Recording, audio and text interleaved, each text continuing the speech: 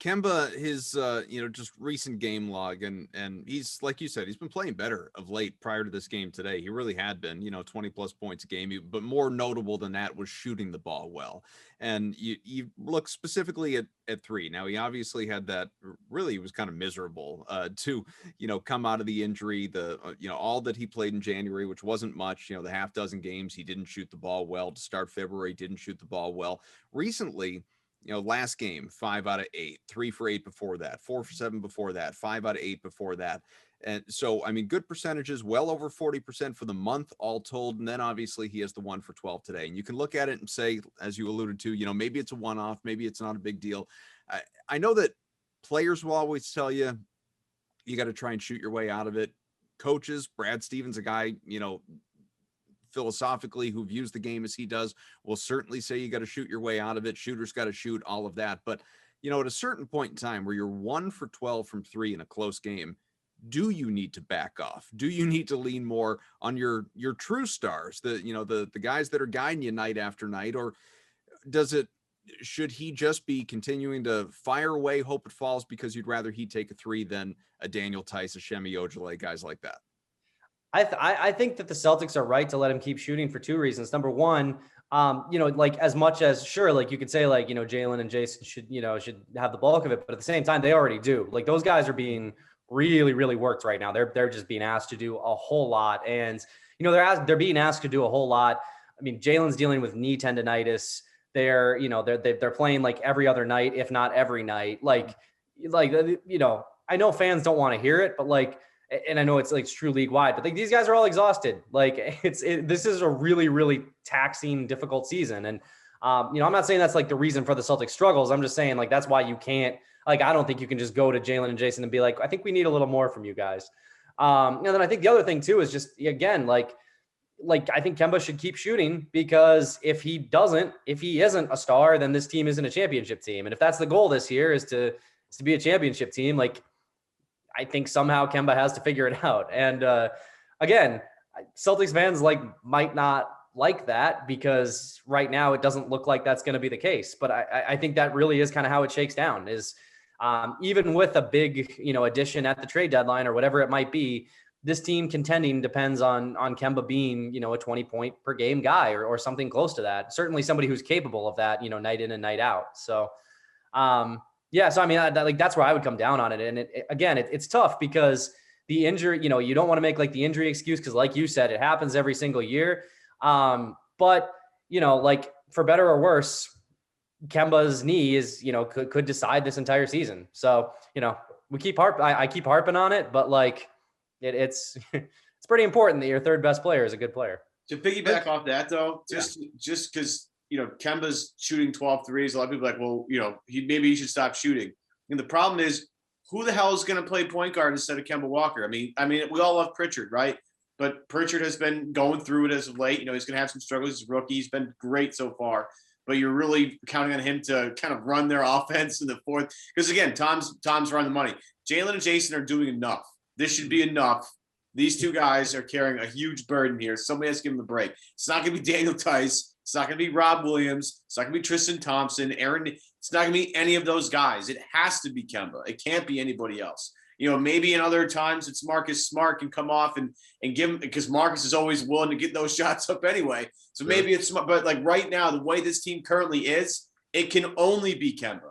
And that's sort of the problem where this team is right now, because they have so many guys that have limited skill sets. And I'm not saying that's a bad thing, because you need those guys. Like you need everybody like, oh, we should get PJ Tucker. It's like, well, Shemi Ojeleye gives you some of that. I'm not trying to say he gives you all that, but he gives you some of that. Rob Williams, and I'm sure we'll get him later, playing out of his mind lately. He can only do so much. Aaron Neesmith can only do so much. You need somebody to help Jalen and Jason with the scoring load. And it's not going to be anybody else on the roster. It has to be Kemba Walker, or if they make a trade, maybe it's that guy.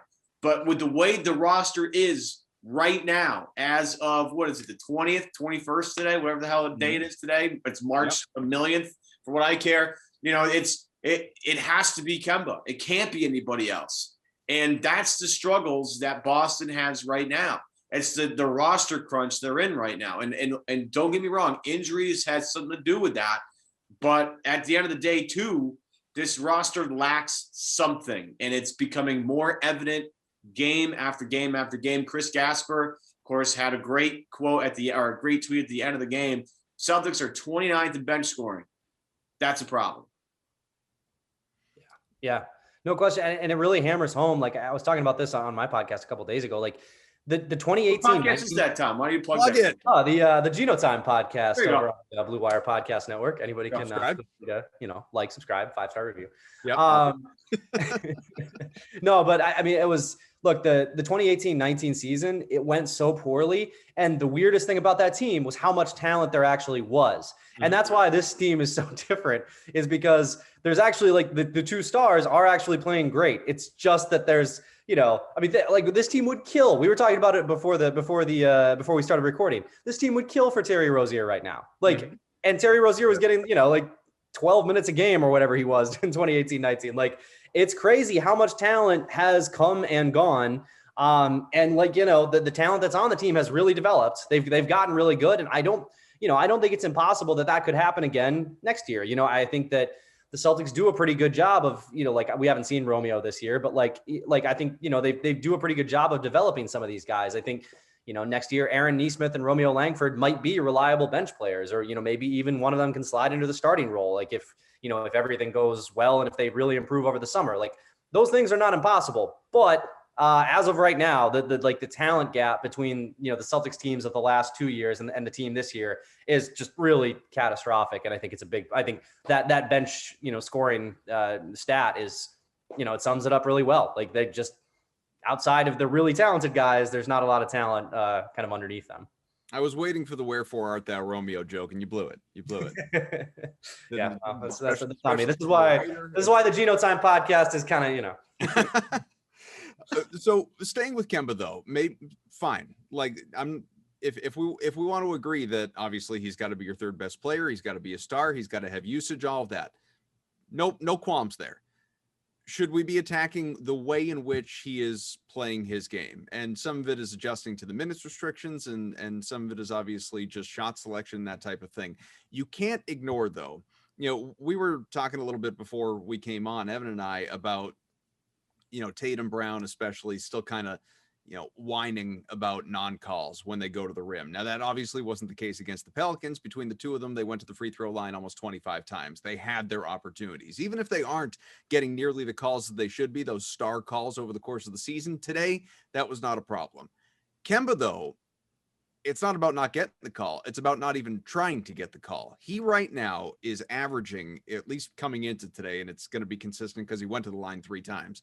He is averaging 3.1 free throws per game, 3.1.